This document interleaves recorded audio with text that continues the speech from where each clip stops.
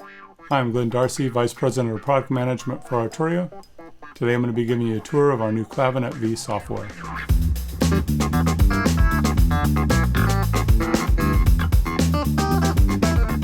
If you are more interested in hearing the sounds of the Clavinet V, I suggest that you visit www.arturia.com and download a demo version of the software so that you can play it at home on your own speakers. I'd also suggest you download it so that you can follow along with me on this video to get you up and running. The clavinet was invented in the 1960s by Ernst Zacharias for the Hohner Company. It was the centerpiece of 70s funk, rock, and soul music. The clavinet was used by Stevie Wonder, Bernie Worrell, Herbie Hancock, the Electric Light Orchestra, Emerson, Lake and Palmer, the Commodores, George Duke, the Jimmy Castro Bunch, and many more. The Clavinet V recreates this famous instrument using physical modeling techniques instead of audio sampling. The benefits of physical modeling are that it better recreates the original nuances of the instrument that simple audio recordings cannot achieve. Physical modeling also does not eat up the kind of RAM and disk space that sample libraries do. Let's get started. When you open the app, you may see that the screen size is too big or too small. We can adjust this by clicking on the product name and choosing Resize Window. Set the window to the size that works best for your monitor.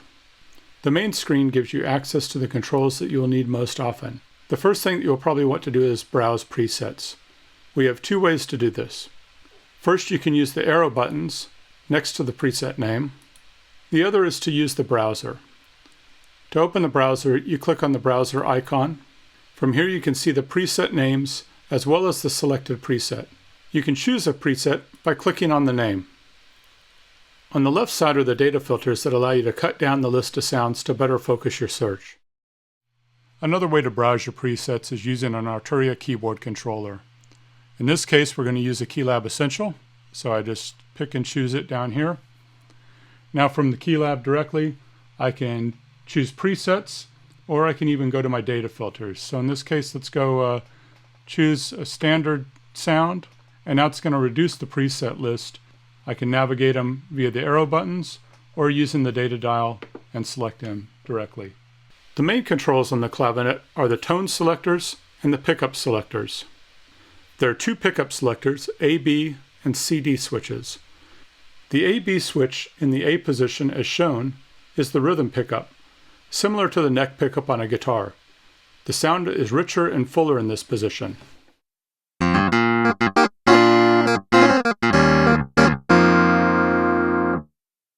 The B position is the lead pickup, which corresponds to a bridge pickup on a guitar.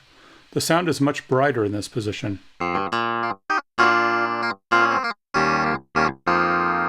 The C and D switch chooses how the pickups are configured. In the C position, you get the sound of one pickup, either A or B. In the D position, you get both of the pickups. Depending on the A-B position, they can be in phase or out of phase.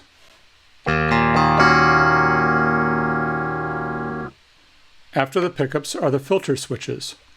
You need to have at least one filter active to hear the sound. You can engage the filters one at a time to hear them.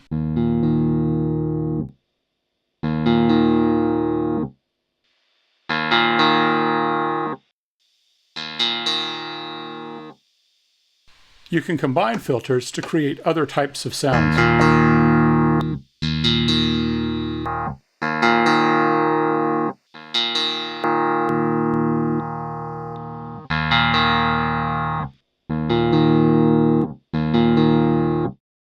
On the far right is the mute control. This adds a mute to the strings, giving them a dampened sound.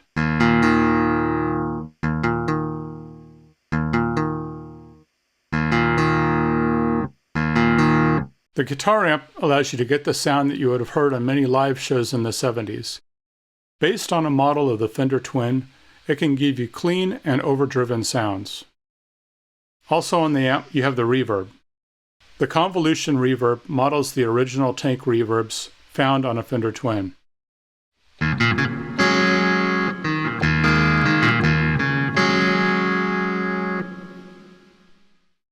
You can choose microphone on access or off.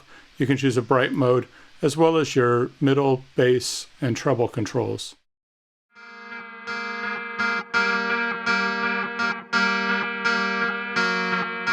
The effects pedals allow you to create a wide range of sounds. The effects in slots 2 to 5 can be ordered however you like them by choosing the one you want from the menu. The menu effects gives you a flanger, phaser, chorus, delay, compressor, overdrive, and a vocal filter. In slot 1, the effect can either be a wah-wah pedal or an auto-wah. The velocity of your controlling keyboard can be remapped. Just click on the curve edit icon and the window will open. You can choose from the curve presets or create your own and save it for further use. Clicking on the line will add points. Right-click on the line to remove the points. Clicking on the double arrow icon at the top or clicking on the top panel will open up the advanced engine parameters. Because Clavinet V uses a physical modeling engine, you're able to adjust many aspects of how the model behaves. You can choose alternate harmonic profiles. You can change the string resonance. You also have controls over the release time, the tuning, the key release noise, the dynamic range, the hammer hardness, the hammer noise, and the pickup noise. All these parameters together allow you a way to really tailor the Clavinet V to your own particular liking. You can also create instruments that have the same basic physical properties of a clavinet, but by changing your harmonic profile, the resonances, the release times, etc., you can create an instrument that has a whole new personality. If you want to create a custom MIDI map for your MIDI controller, it is very easy on all the V Collection instruments. Just click on the MIDI jack in the upper right-hand corner, and it's going to show you which controls are mapped or mappable. Any of the knobs or buttons in red are pre-mapped. Any of the ones in purple can be mapped to a MIDI controller.